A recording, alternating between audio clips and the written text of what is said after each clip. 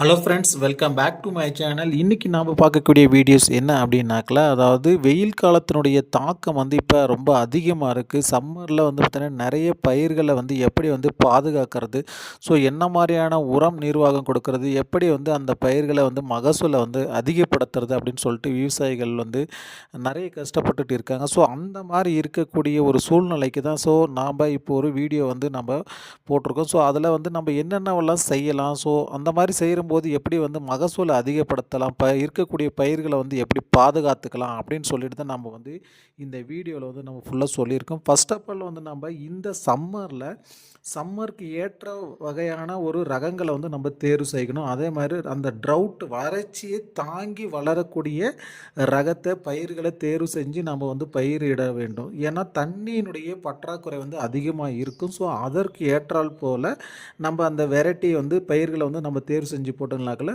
இருக்கக்கூடிய தண்ணியை மேனேஜ் பண்ணி நம்ம ஒரு மகசூல் எடுக்கிற மாதிரியான பயிர்களை வந்து நீங்கள் தேர்வு செய்யுங்க. ஸோ அது வந்து ஒரு பெட்டரான உங்களுக்கு ஒரு ஆப்ஷனாக இருக்கும். ஸோ அதே மாதிரி ரெண்டாவதாக நம்ம வந்து பார்க்கக்கூடிய விஷயம் என்னன்னாக்கல, மிக முக்கியமான விஷயம் இரிகேஷன் மேனேஜ்மெண்ட். அதாவது தண்ணி இருக்கக்கூடிய தண்ணியை எப்படி முறையாக வந்து நம்ம அது பயிர்களுக்கு வந்து கொடுக்கணும் அப்படின்னு சொல்லிட்டு. ஸோ நீங்கள் வாய்க்கால் பாசனம் மூலிமா பாசனீங்கன்னாக்கில் தண்ணி வந்து நிறைய தேவைப்படும். குறைந்த அளவு பயிர்களை வந்து நம்ம கொடுக்க முடியும். ஸோ அதனால் வந்து மல்ச்சிங் அதாவது போடலாம். ஸோ அதே மாதிரி வந்து நம்ம இரிகேஷனில் முறையான இரிகேஷன், அதாவது இப்போ இருக்கக்கூடிய டெக்னாலஜியை யூஸ் பண்ணி ட்ரிப் இரிகேஷனு, ஸோ அதே மாதிரி வந்து பார்த்தோன்னா ஸ்ப்ரிங்கிள் இரிகேஷனு, ஸோ இந்த மாதிரி இரிகேஷன் மெத்தடை நம்ம ரெகுலராக தண்ணி கொடுத்துட்டு வரலாம். ஸோ நம்ம வாய்க்கால் பாசனம்னா ஒரு 3 டேஸ்க்கு ஒன்ஸ், 4 டேஸ்க்கு 4 நாளைக்கு 3 நாளைக்கு அந்த மாதிரி தான் நம்ம வந்து தண்ணி கொடுக்க முடியும். ஸோ அதே நம்ம வந்து ஸ்ப்ரிங்க்லரோ ட்ரிப் இரிகேஷனை நம்ம கொடுத்துங்களாக்கல ரெகுலராக நம்ம ஈவினிங் ஹவர்ஸில் நைட் ஹவர்ஸில் நம்ம தண்ணி கொடுத்துட்டு வரும்போது அந்த பயிர் வந்து பார்த்திங்கன்னா அந்த ஹீட்டை வந்து பார்த்திங்கன்னா குறைச்சி நம்ம வேர் வளர்ச்சி வந்து அதிகம் பண்ணுறதுக்கு நிறையவே சான்ஸ் இருக்குது. ஸோ நீங்கள் அந்த மாதிரி இரிகேஷன் மெத்தடை வந்து நீங்கள் ஃபாலோ பண்ணுங்கள். ஸோ நம்ம அதுக்கடுத்து நம்ம பார்க்கக்கூடியது வந்து பார்த்திங்கன்னா நம்ம இந்த மாதிரி டைமில் வந்து பார்த்திங்கன்னா கெமிக்கல் ஃபெர்டிலைசனுடைய அளவை வந்து இப்போ குறைச்சிட்டு ஸோ செடியை வந்து வச்சோம் அப்படின்னாக்கில் ஒரு 15 டேஸ்க்கோ இல்லை ஒரு 20 டேஸ்க்கு ஒன்ஸ் வந்து பார்த்திங்கன்னா கீழே வந்து பார்த்திங்கன்னா நீங்கள் யூமிக் வந்து அதிகமாக கொடுங்க. அதே மாதிரி கடல் பாசி வந்து பார்த்திங்கன்னா ஸ்ப்ரேயிங் வழியாகவோ இல்லை கீழே ட்ரிப்பு வழியாகவோ இல்லை ட்ரன்ச்சிங்கோ அந்த மாதிரி வந்து பார்த்திங்கன்னா கடல் பாசியும் யூமிக்கும் நீங்கள் மந்த்லி ஒன்ஸ் ரொட்டைனாக கொடுத்துட்டு வந்தீங்கன்னாக்கில் நல்ல ஒரு பெட்டரான ரூட் ஃபார்மேஷன் உங்களுக்கு நல்லா இருக்கும். ஸோ அதே மாதிரி வந்து அந்த சாயில் வந்து உங்களுக்கு நல்ல ஒரு லூசன் கொடுக்கும். ஸோ அப்போ நம்ம அந்த வேர் வளர்ச்சி அதிகமாகும் போது இருக்கக்கூடிய தண்ணியை அப்சர்வ் பண்ணி அந்த செடி நல்லா வளர ஆரம்பிக்கும். ஸோ முன்னாடியே சொன்ன மாதிரி அந்த ட்ரவுட்டு தாங்கி வளர்கிறதுக்கான எதிர்ப்பு சக்தி அந்த செடி வந்து உருவாக்கி வச்சுக்கும். ஸோ அதே மாதிரி நம்ம அடுத்தது நம்ம பார்க்கக்கூடியது எக்ஸசிவ் கெமிக்கல் ஸ்ப்ரேவை வந்து நம்ம யூஸ் பண்ணக்கூடாது. மேலே வந்து பார்த்திங்கன்னா நிறைய இந்த பூச்சி இருக்குது அந்த பூச்சி இருக்குதுன்னு நம்ம சொல்லிட்டு நிறைய எக்ஸசிவான கெமிக்கலை வந்து நீங்கள் யூஸ் பண்ணாமல் ஆர்கானிக் இன்புட்ஸை வந்து யூஸ் பண்ணாங்க. ஏன்னா சூடு அதிகம் பண்ணிவிடும். நம்ம கெமிக்கல் ஃபெர்டிலைசரை யூஸ் பண்ணும்போது ரொம்ப சூடு வந்து அதிகம் பண்ணிவிடும்.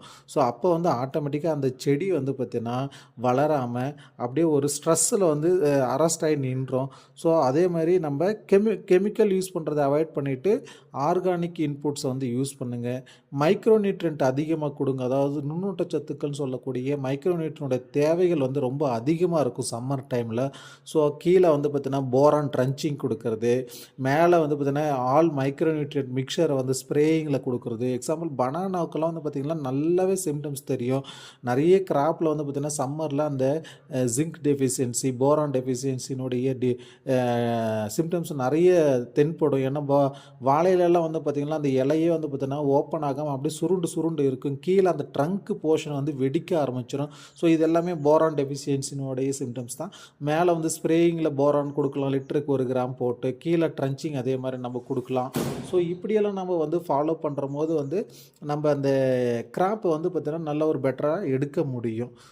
முன்னாடியே சொன்ன மாதிரி நம்ம அந்த கெமிக்கல் ஃபெர்டிலைசனுடைய அளவை வந்து குறைச்சிருங்க. முடிஞ்சால் கொடுக்காமல் இருந்தாலும் நல்லதான். ஸோ இன்கேஸ் கொடுக்குற மாதிரி இருந்தால் அதனுடைய அளவை வந்து குறைச்சிட்டு நம்ம அதுக்கு ஆல்டர்னேட்டிவா என்ன குடுக்கலாம் அப்படின்னு சொல்லிட்டு நம்ம பார்த்து கம்போஸ்ட் ஃபெர்டிலைசரா, ஸோ அப்படி இல்லைனாக்கா கிரவுண்ட்நட் கேக் மிக்சர் இருக்கு இல்லைங்களா?